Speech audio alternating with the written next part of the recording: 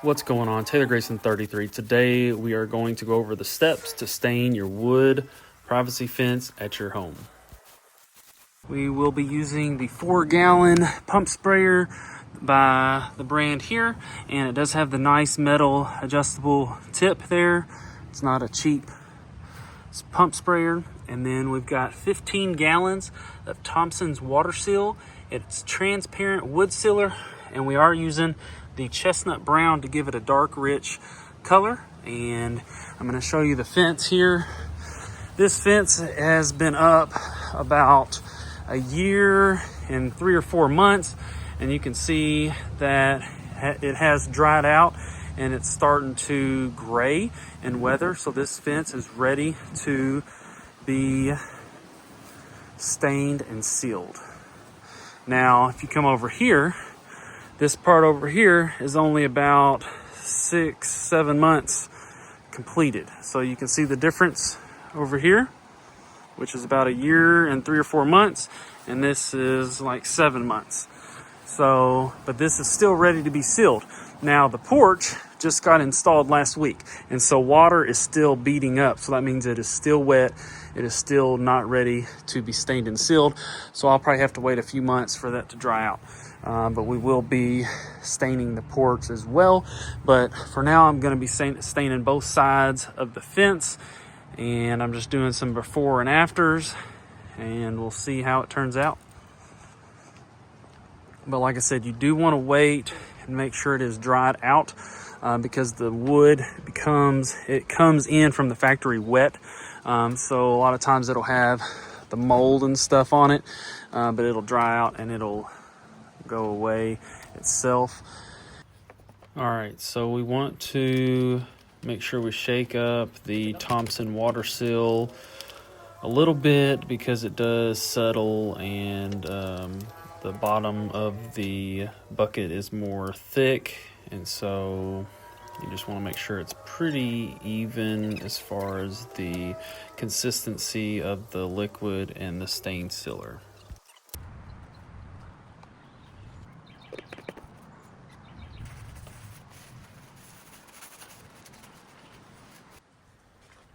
This is the first time I have ever stained and sealed a fence before, but it's definitely an easy project that you can do around the house. And you want to use a pretty decent pump sprayer and make sure the wind is not blowing too much. And you want to kind of go up and down with the pickets, and depends on how wide your sprayer is going, and a lot of them are adjustable. You might want to adjust it so it fits your needs, but you pump and try to be very consistent with the strokes and make sure you're covering. If you do overspray, then it will run. It's just like painting your house or a wall or in a room. So you want to make sure the pickets are covered somewhat nice and evenly.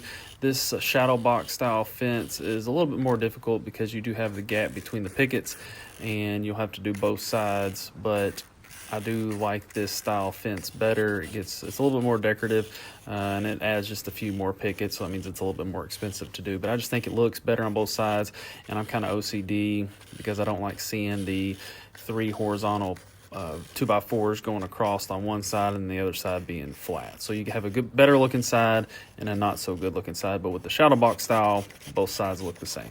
So if you see here, I'm just pumping and trying to be consistent, going up and down and overlapping a little bit.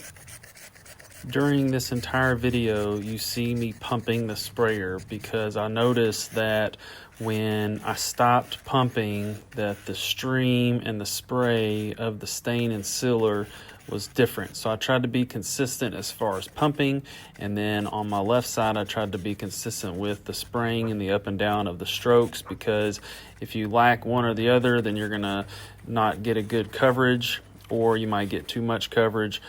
So you just have to kind of be coordinated and pump and spray at the same time, because that gave me the best coverage and consistency. You can see that I do have overspray because it was a little bit windy today, but the next day was going to be super sunny, so I was trying to get it done to give it more time to dry before it rained the following day. But I will say be careful with vehicles, houses, anything you don't want to get overspray on, because it is pretty tough stuff. It is like painting your fence or painting a wall, like I said, but it'll get on your skin. And wear sunglasses, wear clothing. It's going to get all over your shoes, concrete, the garage or building, whatever it may be. So just be careful and try to pick a day where there's not a lot of winds. What is also good about the pump sprayer, as you just saw on this last panel, I went back over on some of the areas that were a little bit light. So it is kind of good to just do a coat over the entire fence, and then you can always come back in the next day or the next week and kind of hit some of the spots that you missed, depending on the weather, obviously. But you can always come back and add more. Just try not to overspray too much, and because it will run. If you have any tips or tricks to make this a little bit easier or process a little bit smoother, drop them in the comments below.